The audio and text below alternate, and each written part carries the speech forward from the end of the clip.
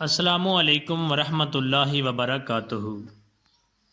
سحری کھانا سنت رسول اللہ صلی اللہ علیہ وآلہ وسلم ہے، کیونکہ آپ صلی اللہ علیہ وآلہ وسلم نے سحری کھانے کا حکم فرمایا اور اس کے فضائل و برکات اور اہمیت بھی بیان فرمائی، جیسا کہ حدیث مبارکہ میں ہے: حدثنا عبد العزیز بن صہیب قال سمعت انس بن مالک رضی اللہ تعالی عنہ قال النبی صلی اللہ علیہ وسلم تسحروا فإن فی السحور برکہ۔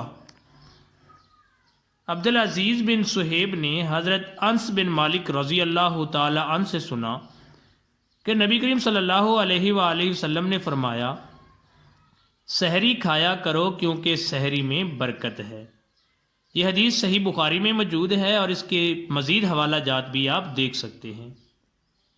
ایک اور حدیث ہے کہ حضرت عمر بن العاص رضی اللہ تعالی عنہ بیان کرتے ہیں کہ حضور صلی اللہ علیہ وسلم نے فرمایا: ہمارے اور اہل کتاب کے روزے میں صرف سحری کھانے کا فرق ہے۔ حضرت ارباز بن ساریہ رضی اللہ تعالی عنہ نے فرمایا کہ رسول اللہ صلی اللہ علیہ وسلم نے مجھے سحری کھانے کے لیے بلایا تو فرمایا: آؤ صبح کا کھانا کھا لو جو بڑی برکت والا ہوتا ہے۔ ان احادیث مبارکہ سے سحری کھانے کی ضرورت و اہمیت اور سنت ہونا ثابت ہے، لہٰذا جو سحری نہیں کھائے گا خلاف سنت عمل کرے گا۔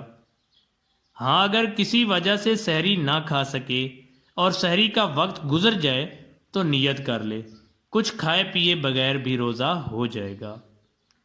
پیارے ناظرین، اگر آپ رمضان المبارک میں رمضان کے مسائل جاننا چاہتے ہیں تو ہمارے چینل کو سبسکرائب کر لیں تاکہ آپ کو مزید ویڈیوز ملتی رہیں۔ السلام علیکم ورحمۃ اللہ وبرکاتہ۔